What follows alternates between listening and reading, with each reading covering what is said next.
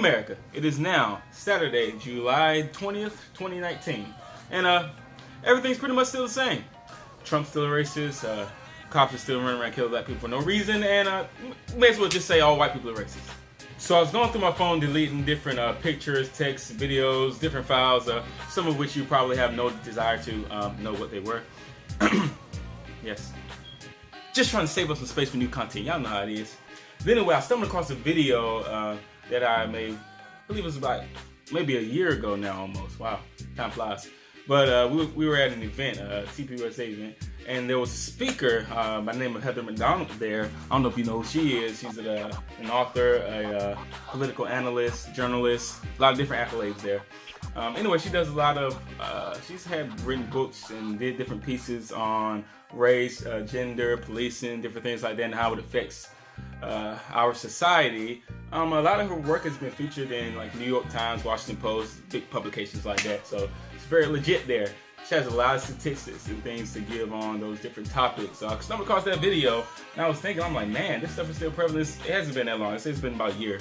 But in the grand scope of society, things haven't changed that much. So I just wanted to share this video with you all so you guys check it out. Let me know what you think about it. If you think the stats are like way off base and there's no validity to them now, or if there was even any validity to it then. If you don't think so, let me know. Check it out. Single mothers out there that are doing the best by their children and who are succeeding against the odds.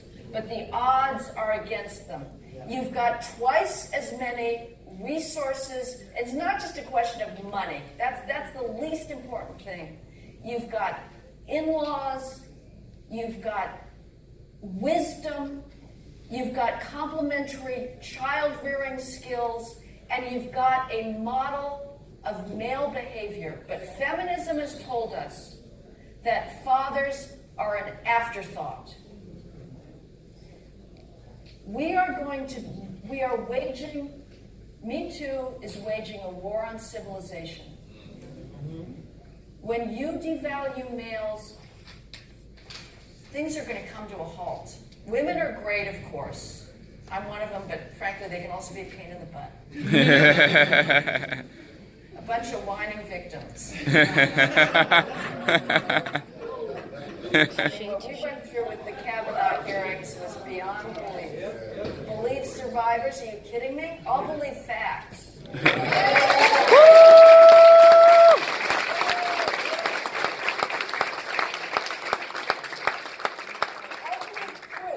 I'll believe the right to cross-examine your accuser. These are the cornerstones of our jurisprudence. And I'm not going to allow the Harpies on college campuses to tell me that I should discard the cornerstones of justice when there have been people falsely accused, not just in the white community, but black males, because they didn't get due process, and I don't want to go back to those days. So we're going to stand up for civilization, for fairness, and for the fact that mothers and fathers are the best gift that anybody can give a child, and it's not against them. It is also the case there have been some horrible police shootings over the last several years, including Laquan McDonald in Chicago and Walter Scott in North Charleston. Police training needs to work incessantly to prevent such shootings by working on hands-on tactics. When officers violate criminal laws and standards, they must be held liable. But I want to address the data overall and what it tells us about police shootings. And bear with me, if you will, with some numbers. In 2017, the police fatally shot 987 civilians, most of them armed and dangerous.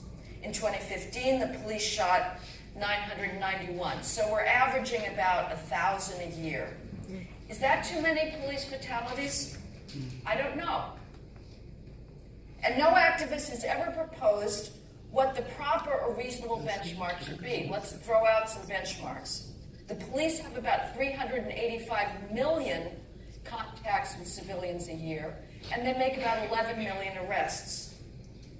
Deadly weapons assaults against officers in just 2/3 of the nation's police jurisdictions occur 27 times a day for every 10 deadly weapons assaults on a police officer, the police shoot one person fatally. Is that too high a ratio? Again, I don't know. And BLM has never said what would be a reasonable number. Now, over the last 3 years, 52% of all victims of fatal police shootings have been white, and 23% have been black. If the media focused exclusively on white victims of police shootings, the public would think that we were living through an epidemic of racially biased police shootings of whites. Instead, many seem to be under the impression that most people killed by the police are black, and who can blame them if that's the only thing the media pays attention to? In July 2016, the head of the Congressional Black Caucus stood up in Congress and said, well, as we all know, the vast majority of people killed by the police so far this year have been black. As of that moment in July, 52% of police shootings have been white and 26% have been black. Now, among the nearly 500 white victims of fatal police shootings in 2015, was a 50-year-old suspect in a domestic assault call in Tuscaloosa, Alabama, who ran at the officer with a spoon. A 28-year-old unarmed driver in Des Moines, Iowa, who led the police on a chase, got out of his car, and walked quickly towards the officer. And a 21-year-old suspect in a grocery store robbery in Akron, Ohio, who had escaped on a bike and did not remove his hand from his waistband when ordered to do so.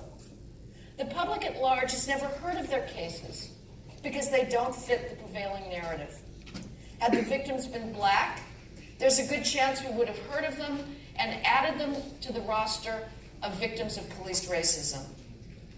In fact, now this is a hard statistic to get your head around, but a greater percentage of white and Hispanic homicide victims are killed by cops than black homicide victims. Fully 12% of all whites and Hispanics who die of homicide are killed by a police officer, compared to 4% of all black homicide victims who are killed by a police officer. So if we're going to have a Lives Matter movement, an anti-cop Lives Matter movement, it would actually make more sense to call it White and Hispanic Lives Matter. Now, what about that 23% black share of fatal victims of police shootings? Does that suggest police bias? After all, it's nearly twice the 13% share of the black population nationally. It does not. The relevant benchmark for all police activity, and if there's one thing I want you to take away from my talk this morning, it's this. When you're talking about police activity, whether it's stops, arrests, or shootings, use of force, put little bits and pieces of this the relevant different benchmark platforms. is not population, but crime and citizen complaints. Because policing today is data-driven. Cops go where people are being most victimized, and that, sadly, is in minority communities.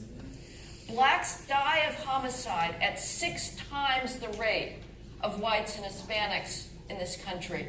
That is the civil rights violation that we should be worried about. Who's killing them? Not the cops, not whites, but sadly other blacks.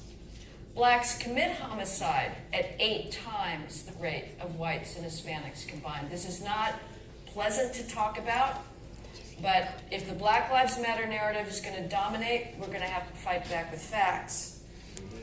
In the 75 largest counties in the U.S., which is where most of the population resides, blacks constituted 62% of all robbery defendants, 57% of all murder defendants, and 45% of assault defendants, according to the Bureau of Justice Statistics.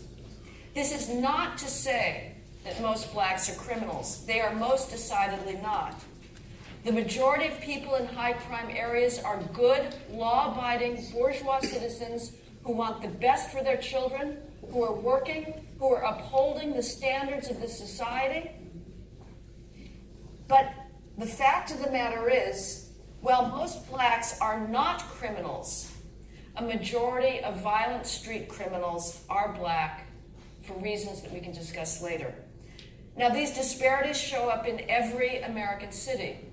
In Chicago, blacks and whites are each a little under a third of the population. Blacks commit 80% of shootings and homicides, whites 1%.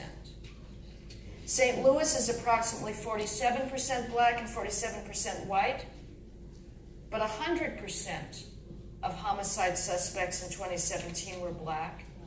92% of homicide victims were black in 2017. Again, it's that victimization rate which we should be caring about. Now, the cops don't wish this disparity. When they're called out on a shots fired call, they hope against hope that they're going to be given a description of a white suspect, but it almost never happens. But this is a reality forced on them by the facts of crime and victimization. So they're almost always being called to minority neighborhoods, being given descriptions of minority suspects if anyone's cooperating on behalf of minority victims. This reality has enormous implications for the police use of force, which is what Black Lives Matter talks about without giving us the underlying facts of crime. Force is going to occur most often when officers are confronting armed and resisting suspects. It has nothing to do with race. It has everything to do with crime.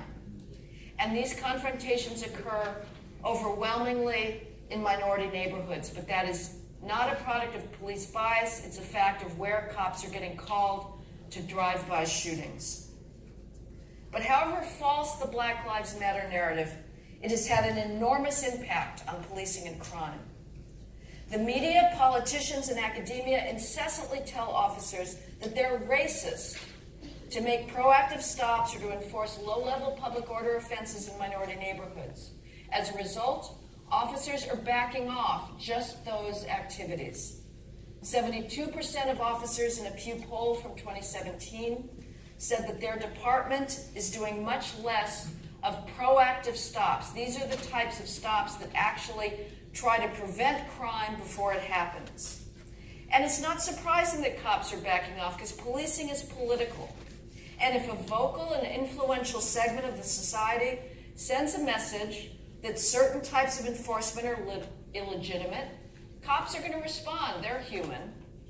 The only surprise is that cop critics then turn around and complain that police are not doing their jobs when police back off of proactive policing. I've debated one of them, and it's a hard thing to get your head around. I thought you said stop, question, and frisk was racist. They're not doing it, and now you're complaining. Go figure. So what happens when cops back off of this type of essential proactive enforcement? Crime goes up. 2015 and 2016 saw a combined 20% increase in the nation's homicide rate, the largest in nearly half a century.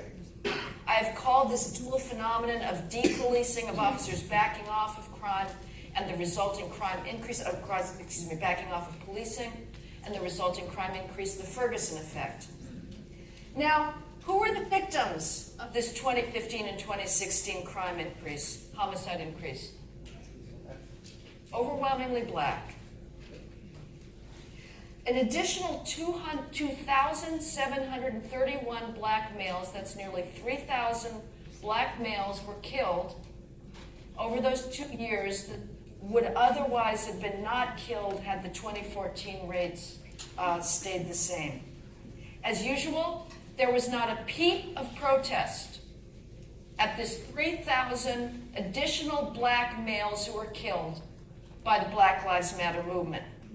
And, as you guys already anticipated, not a word from President Barack Obama. During the 2016 election, candidate Donald Trump talked about the carnage. So yeah, there you go. So whether you agree 100% with her stats or not, I think it is important to say this so as not to misconstrue what she's saying and her point. So basically, what it boils down to, I think, is that she's not really saying that most black people are criminals, but you could say that she's saying that most criminals are black. and that kind of, you probably think it sounds bad, but when you really think about that and putting it that way, it kind of gets you off the mindset of it being about race and puts it on the fact of we're looking at criminality here instead of race. When you say that